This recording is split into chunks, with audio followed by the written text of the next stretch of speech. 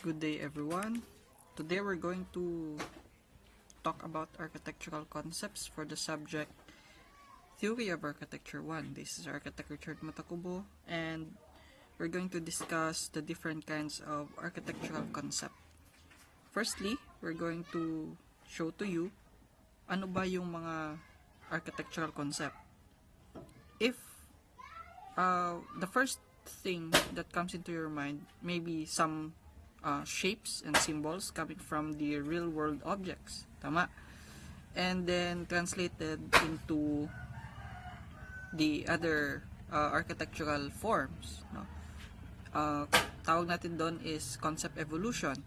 But then again, architectural concepts doesn't only rely on those, no? May tinatawag tayong thematic or symbolic architectural concepts. Yun yung sinasabi natin kanina, coming from the shapes and the forms, coming from the real world up to evolution of it, no, into architectural shapes and functions. We have another type of architectural concept, the functional concept. Ito naman ay the concept how it's being used, no, or what's the function of the building. So it became the concept itself. Structural concept, the structural concept naman, coming from the word itself, is how it derives its final shape or final form from the structural members, no, and structural frame, no, of the building or of the structure. Next is we have the environmental concepts, or isa sa mga term nun is biotecture, no, coming from the biology and architecture. So pwedeng micro image, or pwedeng the yung ano mismo, yung it's either in molecular level or the nature itself, no, yung kanyang pinaguhutan coming from the biology and in science. So may mga example tayong bibigay later. Then we have another type of architectural concept, the technological concept, which refers later on the technologies, no, that is being used for the architectural concept to form its image. Firstly, in the list, we have to talk about thematic or symbolic architecture concepts. Number one is analogies. Ano ba tong mga analogies? Why is it being used for architectural concepts? So, analogies are literally relating architectural form with other objects, no, or processes. So, we relate those objects into our architectural concept and it become our shape of our proposals or our design. So under analogies, we have different kinds, no, of analogy. Number one is the biological analogy.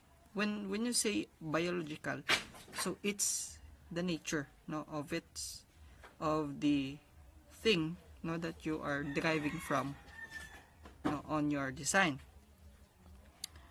There, in the biological analogy, we have architecture based on anatomy, based on what's the anatomy, no? Ano ba yung itsura nun, no, ng isang bagay na yun. Maybe coming from the box, coming from rocks, coming from curves, etc., no?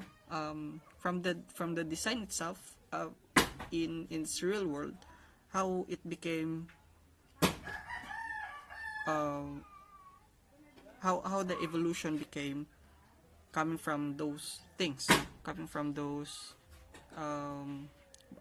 architecture based anatomy. Next is we have the concept of organic architecture. So isa din yun sa mga pinagkukunan natin ng mga concept, no, yung organic architecture. So later may mga examples tayong papakita.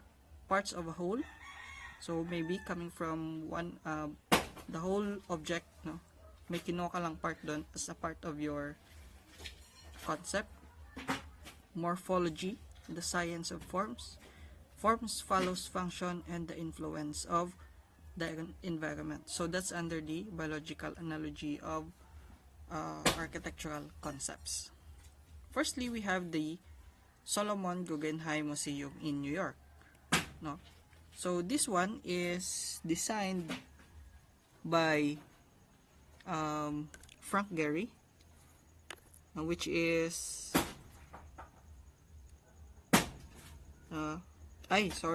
Frank Lloyd Wright pala ito na Guggenheim Museum. No? Yan. Usual Encyclopedia Frank Lloyd Wright. Alright, so Guggenheim Museum in New York, yung isa pala is dun sa Bilbao, Spain na yun, from Frank Gehry. Itong Guggenheim Museum is in New York, designed by Frank Lloyd Wright. No? So, coming from the picture itself, how do we analyze it? So, it coming from the shape, no, of a snail, no, which you can see each shell with different levels. No, it became and morphed into a building, no, which is a museum located in New York. So that's how they derive it, no, and evolve it into something new structure, and the concept is coming from its analogy, a biological analogy. Okay, next is we have the Kaufman House, or also known as the Falling Water. Okay, designed pa rin to by architect Frank Lloyd Wright, no, which it blends the naka-blend siya, no, where it is being located. So kung napapansin niyo, there are already natural rocks, no, on the bottom, which has already been there before pa yung structure na ito. So kung titingnan natin, why is it it is just like parang it blended, no, on its environment? It's because the concept of it is behind the structure blending into its environment. Yung kanina, yung last part, ito, influence of the environment. So it became one with the nature, or one with the place, no, where it's being located. On the other angle, we can see that the open plan. Pag sinabi natin open plan, we can see the openness, no, coming from the inside to the outside. Even though you're inside, you can feel that you have been in the outside, so that you cannot feel you're being isolated. As well as in the coming from the outside view, no, where we can see already that it is one with the nature, because of the part that from the stone itself, no, that is being used in the natural stone in the structure itself. So kung napapansin natin, hindi siya out of place. Kumbaga yung natural color ng mga rocks and the flow, no, of water coming from the river, hindi siya obstruction. Hindi obstruction yung building natin or yung concept natin into its environment, so that it blends one with the place and it's being influenced by its environment or its surrounding. We have another thing, no, type of analogy. It is the mechanical analogy, which composes of scientific evolution and artistic evolution follow the same laws. Okay, yung scientific evolution daw at artistic evolution follow the same laws, no? So movement and functions, collaboration in the progress accumulation of technical knowledge, and precise destination and expression of potentialities. Example of that is the Centre Pompidou by Renzo Piano, which we can see here the examples, no, of how mechanical concepts became an architectural concept. Parang nakikita natin there's such an image na parang hindi siya tapos because of factor, no, of having a scaffolding yung tambara natin, or yung nakikita nating mga scaffoldings, no, in the construction. Parang hindi siya tapos, but in the sense na it's still a mechanical concept, no, of the architect, and it has a function, no, for the whole building. It became a structural uh, support, no, for the whole facade, and it became an icon, no, where it became unique, no, into its surrounding. Okay, same goes with the other examples. Then other example is the use of bricks, no, as main material of the building. You can see here that there are such a mechanical concept, no, is going on in the view. Then also here in the structure, the geodesic dome by Buckminster Fuller. Okay, so that is some application of what we are talking about on the mechanical concepts, no, of architectural. Next is the gastronomic analogy. So we have the third type of analogy. It has demands the combination of materials of strength, ideal sequence of plans, analysis, and testing of efficacies. So yan, may mga application going to combination of materials, and it goes beyond the scientific analysis, requires intuition, imagination, enthusiasm, immense amount of organizational skills. Like for example, the Guggenheim Museum at Bilbao. Ito, iba yung kanina, yung una, yung kay Frank Lloyd Wright, yung parang snailback.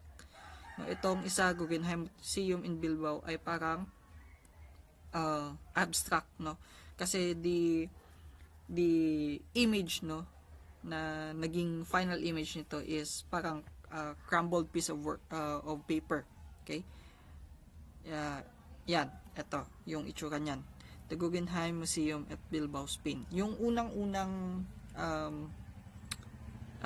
image, no, na pinoportray niyan is parang crumbled piece of paper, no, where you can see there's no specific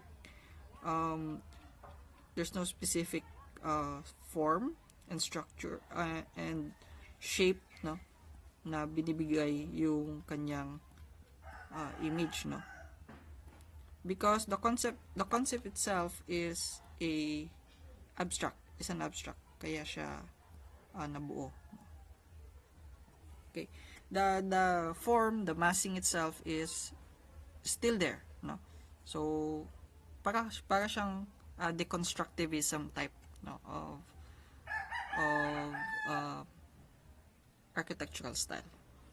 Alright, from gastronomy analogy, we have here, no, parang application of that in Art Nouveau, no.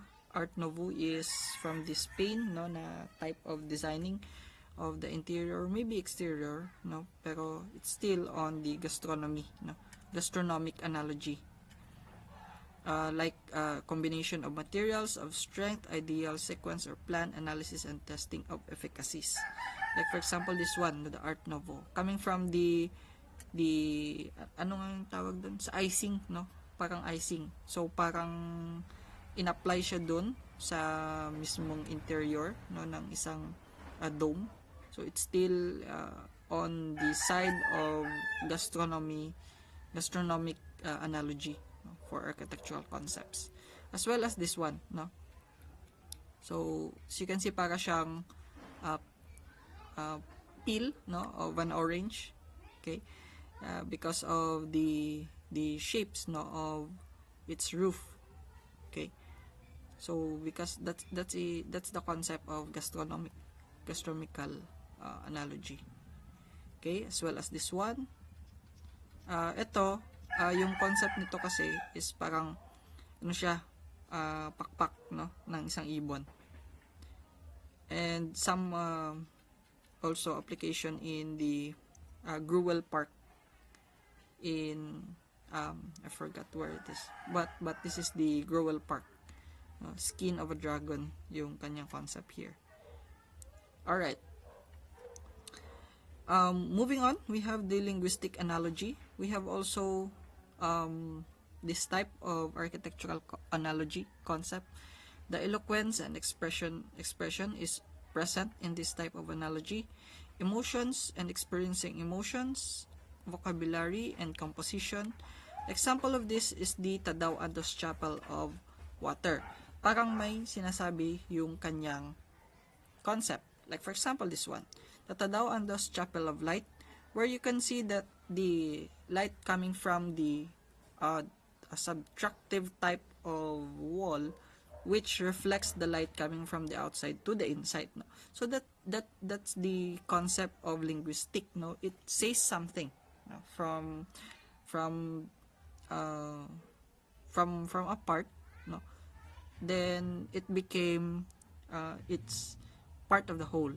Okay, so yun yung kanyang parang pinaka purpose, no, on the linguistic linguistic analogy. Okay, how about Sagrada Familia by Anthony Gaudi? So it became a very controversial, no, because until now it's still ongoing, or I don't know, parang kailan may sinabing tapos na daw, pero I think, no, sa parang ngayon lang din yan, 2020 and above yung kanyang finished, I mean yung kanyang estimated time of finish, no. It's because of the intricate details, no, in the interior and the exterior, no. It started ata yan mga 1800s something na nung nag-start silang mag-construct. So Anthony Gaudi is the last architect that no.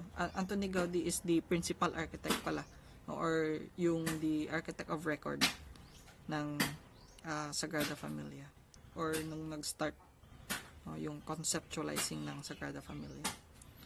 Alright, next is another type of analogy is metaphor, no, which has abstract relationship. Okay, so parang etong application na to is it has resemblance, no, of what is being told, no, on the real life. Like for example, this one, light beer. Okay, light bulb and parang light bulb na may beer, so light beer yung tawag, no. So and this one, no, parang symbolism din yung kanyang pinipresent, no, when the time that the ice caps is, or the ice cap are being destroyed by global warming, no, coming from the city, and etc. Okay, so these are some examples of metaphors in which abstract relationship is being applied. So example of this are these ones, no, where you can see that concepts, no, have these metaphors, no. You can see here, no, the concept, no, of the yung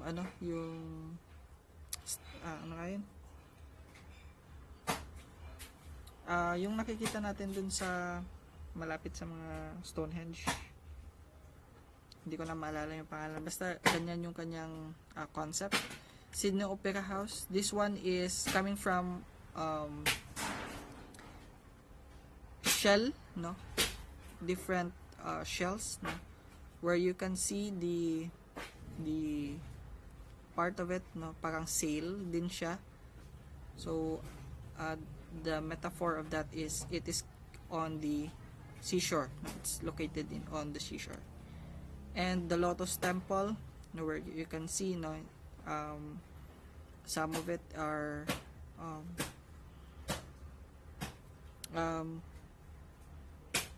nagrepresent, no, ng pagiging holy, no, ng kanilang religious beliefs.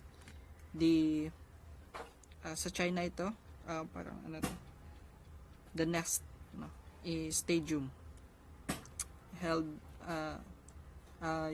ginanap dito yung Olympics, and the other concept, no, which has been applied on the metaphor analogy. Then we have next the Johnson and Johnson building by Frank Lloyd Wright, which you can see here, para siyang circuit, no, and the building itself is a part of a circuit board. Ano ngayon, resistor, parang ganon. So that's the type of analogy na kanyang parang gustong i-present in its design. Next is we have the essences. These essences have meanings, issues, symbols, and going beyond pragmatic requirements. Like for example, this one. So we can see here, no, that the temples have meanings, no, in the Chinese religion. Okay, so another example is coming from the Indonesia, no, and this one, no, is Borobudur in Indonesia, where it represents its beliefs and meanings and it reflects on the culture of the people there. Next is we have pragmatic. No, pragmatic has concept of being stated as a requirement. Why is it? So if the client requested has this kind of space, so there are some requirements that is being applied, no. So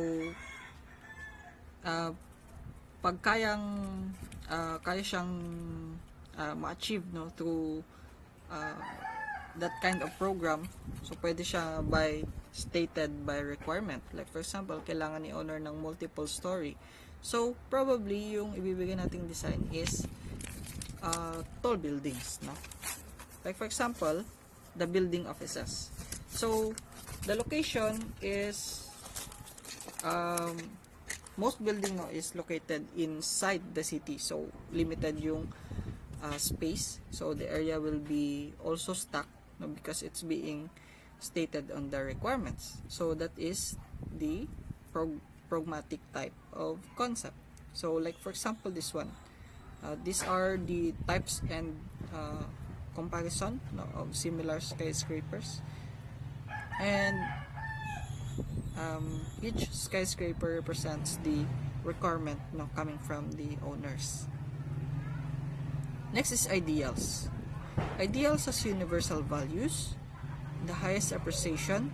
An example of that is the Gothic churches and Greek architecture.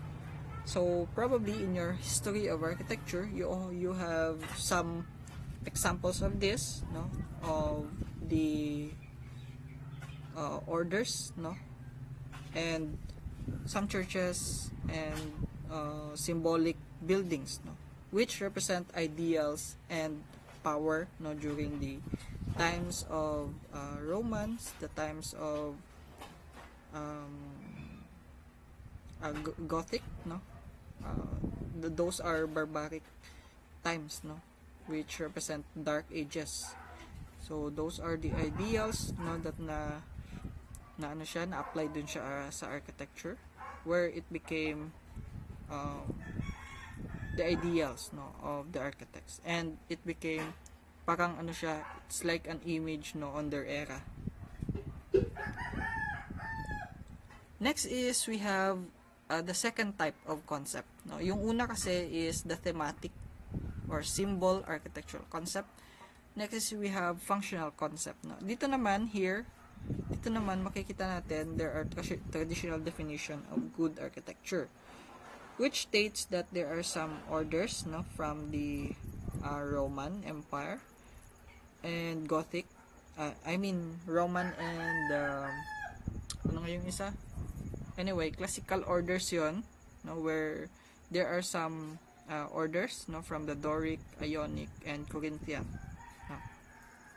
And it sticks to the classical order. Yun nga yung sasabi natin, neoclassical order, which perceives the concepts and embodies the Vitruvius Utilitas, Formitas, and Venustas, where it is utilities and durability and beauty, is instilled or applied in the design of the buildings. So, kasi dati sa kanila, pag meron kang balance, meron kang symmetry, meron kang strength, you can stand to the test of time. Yung mga buildings natin is it goes beyond decades, etc. So Vitruvius has coined the Utilitas, Formitas, and Venustas to become the standard of beauty in terms of building design. We can see here the image of some details of different kinds of orders. The Tuscan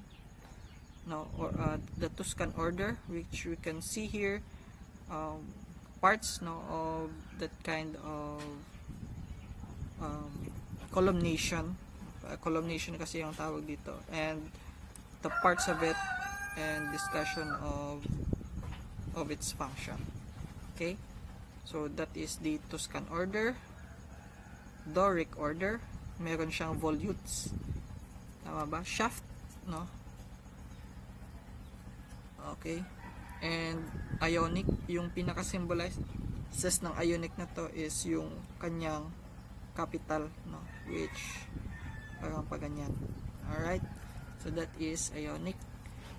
Corinthian has so much to in detail, where you can see that there are parts of it in the capital that has parang leaves. May tawag dyan sa leaves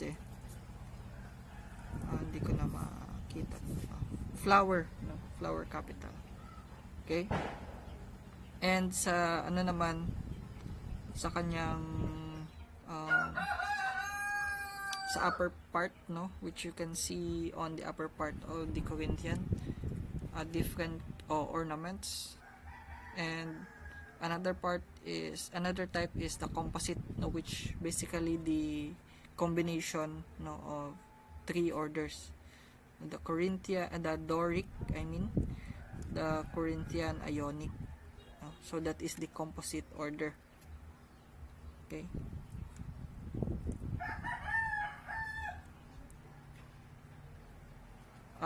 Another type of functional concept is the architectural programming.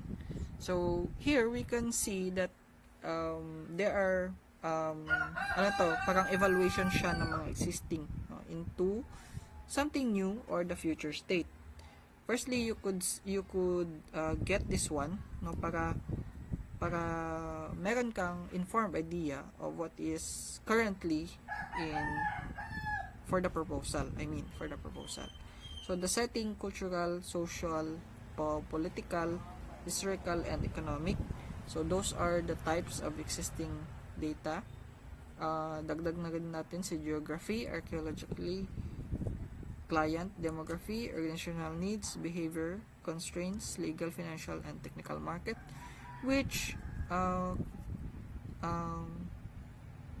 has future state, which is the proposal natin is coming from our goals and missions, performance, requirements, and concepts. So those are types of concepts under architectural programming.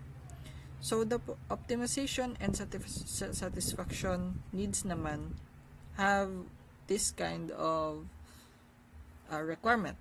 Number one is the Durand, where there are only two problems in architecture. Number one is in private buildings, it has how to provide the optimum accommodation for the smallest sum of money. Kasi nga limited yung budget natin. And number two, in public buildings, to provide the maximum accommodation for a given sum. So yan naman ay for the public to use. So it became a public place so that maximum accommodation can become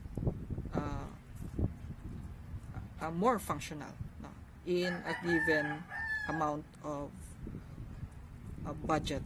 So that is under the optimization and satisfaction of needs. We also have another description of that is the ornament had nothing to do with the architectural beauty, no? So unlike from the other yung orders natin kanina, they have such a unique type of ornaments, no? So here naman sa optimization, ornament had nothing to do with architectural beauty, like for example minimalism, no, and monochromatic. Since a building has only beautiful when it satisfies its need. Ito yung sinasabi natin na the form follows the function, no? So depende yung kanyang itsura based sa kanyang pagkakagamit. Okay? Pag more functional siya, it became more beautiful, no? Parang ganyan yung kanyang pagkaka-instill, no, for the optimization and satisfaction of needs. So there's a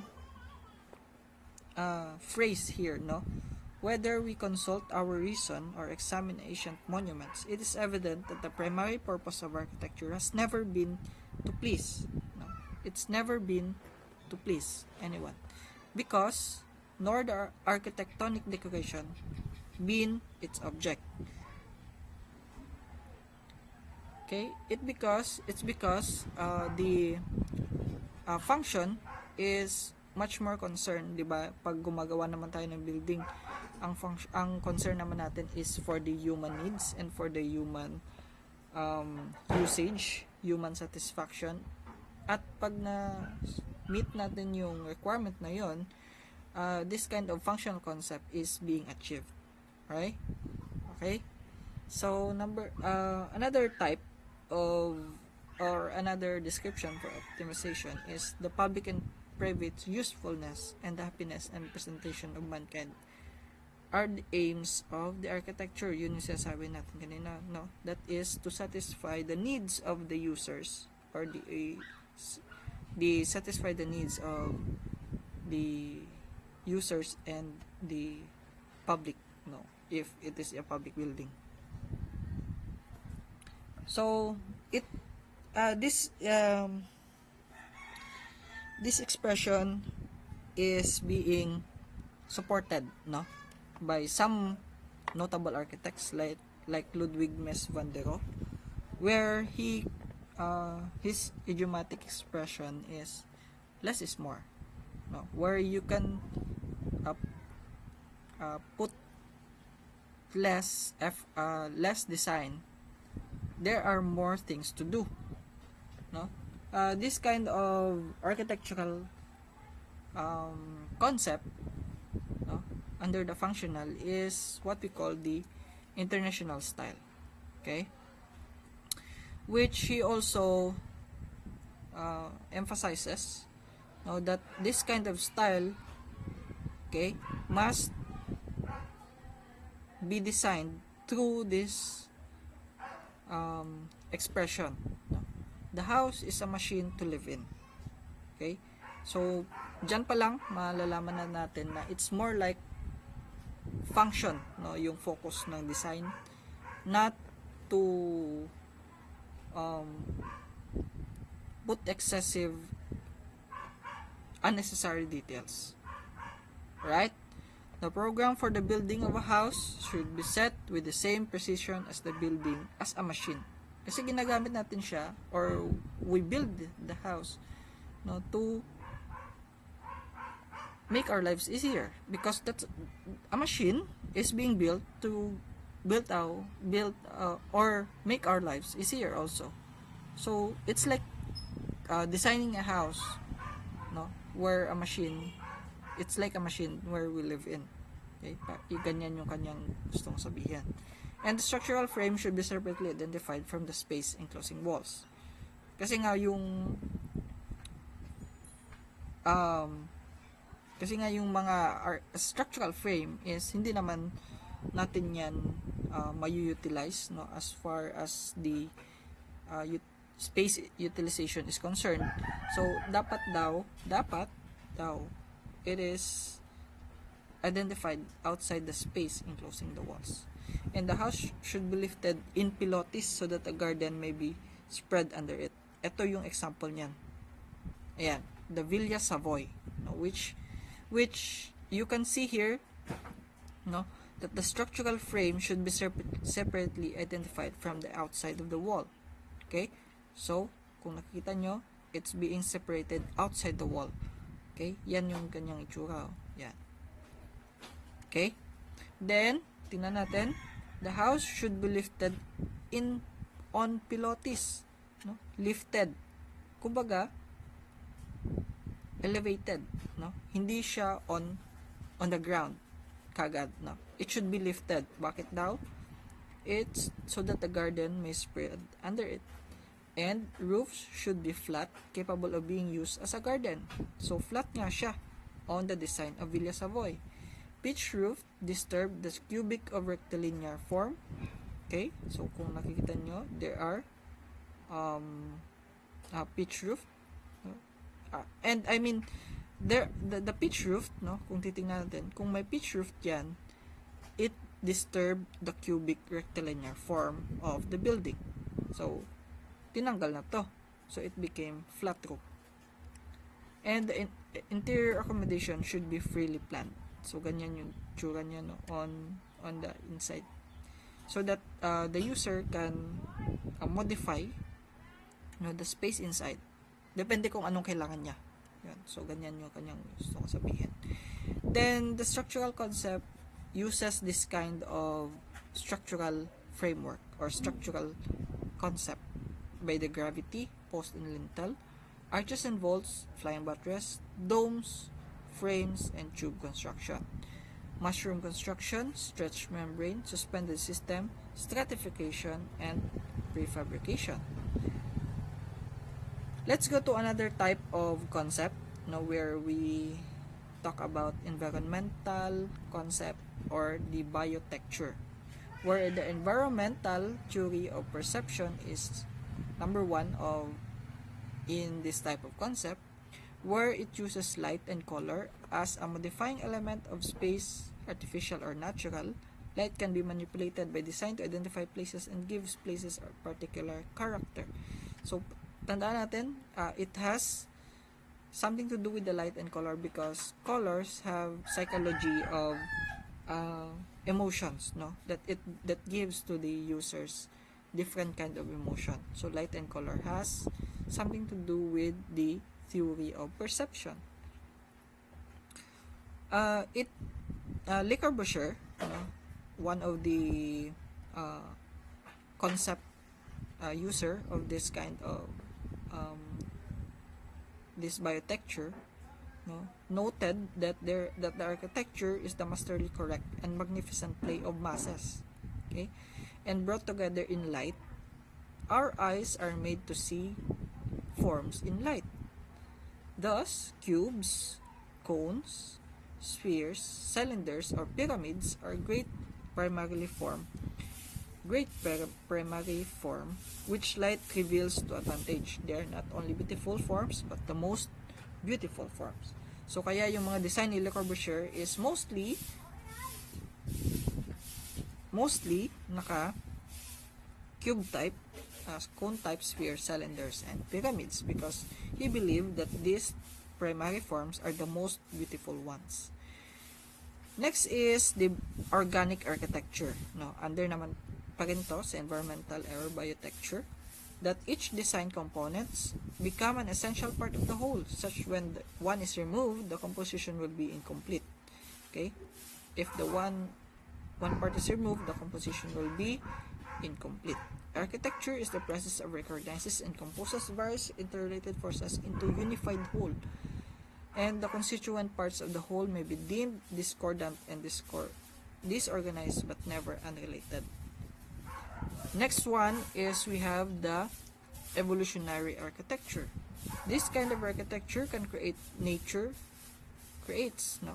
Ito na yung biomimicry, which the building can be seen as a living organism in functional processes.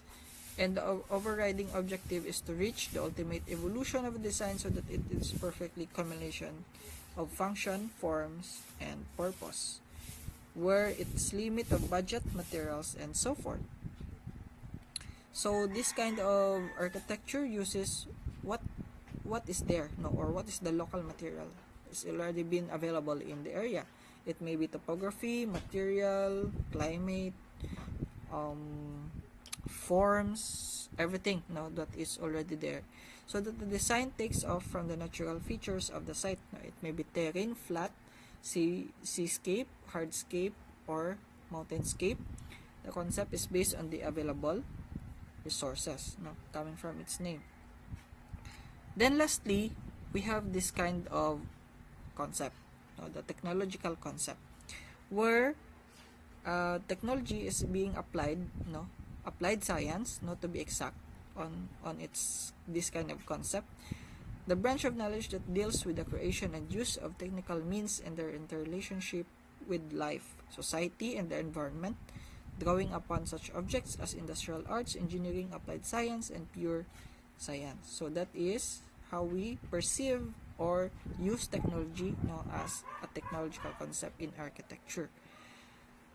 It comprises, number one, no, on the technological concepts, the tectonics. I already have mentioned this one on our previous midterms, no, where the art, no, the tectonics is the art and the science of shaping, ornamenting, or assembling materials in building construction. You uses that one to shape, form, and build the building, no, in construction. So it is the art and science of shaping. A very main example of this is the Bauhaus, no. Bauhaus is also a building and also the movement, no, the movement or the concept that is being used to the building. Okay? Merong Bauhaus na building at meron ding Bauhaus na movement or yung concept mismo, no. Same lang 'yon, no. Yung Bauhaus movement or yung Bauhaus na concept in-apply din sa Bauhaus na building, no, yung school, no, by Walter Gropius. Its aim is to unite art and technology. Okay, tandaan natin, it's the keyword, no, unite the art and technology under purified aesthetic that remove all ornament, no, tandaan natin, pag walang ornament, no, you remove all the ornament and articulation from form and stress the beauty of expressed function. The ornament is considered to be bourgeois decadence, no, if not an actual crime. Okay, by Walter Gropius, Marcel Breuer, and Joseph Albers. So that's the whole concept, no, that we are talking about in architecture. So hindi lang ang concept ay sa shape, no, there are different kinds of concept that is being used and evolved to become a building form, right? Hindi lang siya galing dun sa libro, hindi lang siya galing dun sa nakita nating leaves, no? Halos lahat ng mga concepts natin ang gagaling sa nature. Hindi lang doon dapat, or to be informed, no, to be, for you to be informed, hindi lang doon lahat nagagaling. Okay, hindi lang siya symbolic architecture concepts lagi, no. Meron tayong functional, structural, environmental, and technological concept. Okay, that's it for this meeting. I hope you learned something today, and kindly wait for the next instruction to be given to you at the Google Meet link. Thank you very much, everyone, and have a good day.